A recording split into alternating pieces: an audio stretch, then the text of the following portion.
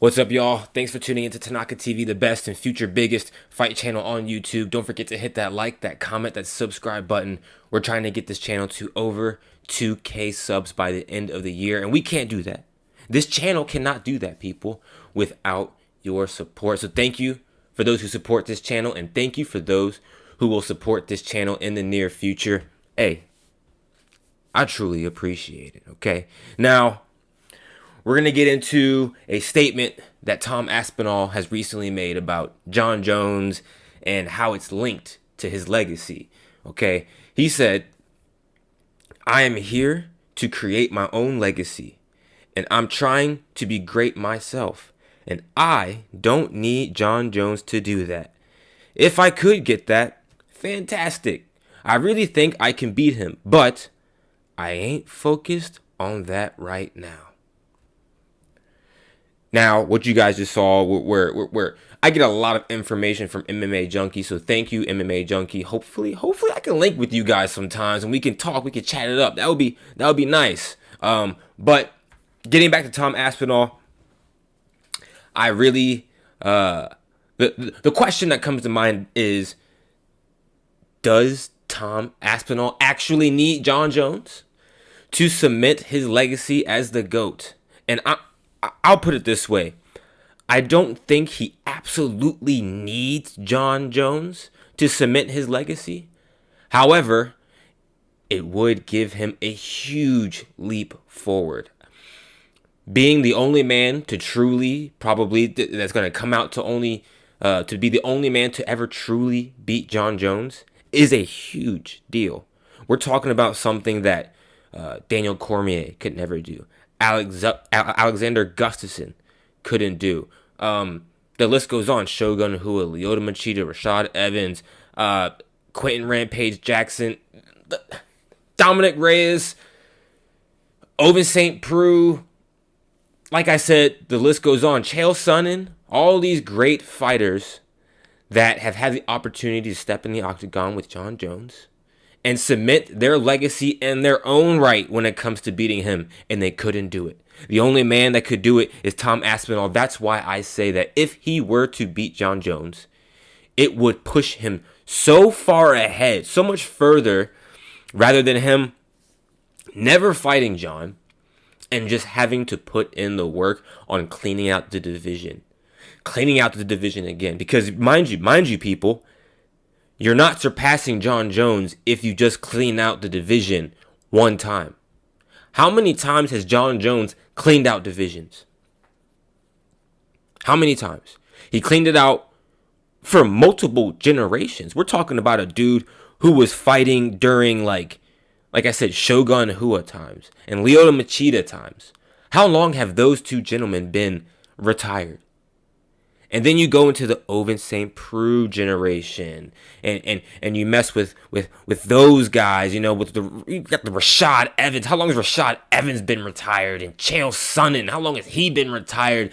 And now we're talking about him fighting Alexander Gustafsson and Daniel Cormier, and he was supposed to be fighting Anthony Johnson and Francis Ngannou. We're talking about so many generations and weight classes. He didn't just clean out the light heavyweight division multiple times. He then went to the heavyweight division, and he's now champion. Now, he hasn't quite cleaned out the heavyweight champion division.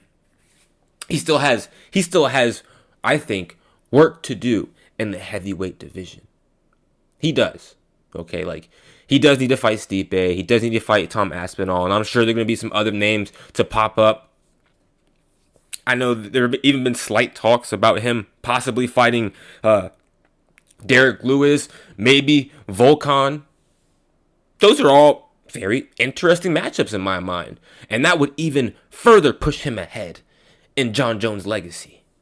So I don't know if you know, what Tom Aspinall means by creating his own legacy, if he's comparing himself to Jon Jones. But if he wants to be considered the GOAT, if he wants to truly cement his legacy in the UFC, beating Jon Jones would be unquestionable to cement his legacy. It would automatically cement his legacy. Stamp, boom, you're cemented. You beat Jon Jones. You were the only one to beat Jon Jones.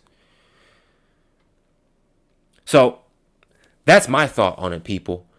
If you want to be the best, you've got to beat the best. If you want to cement your legacy, then you do it in a spectacular fashion. Look at would have Conor McGregor have cemented his legacy as big and as massively as he did?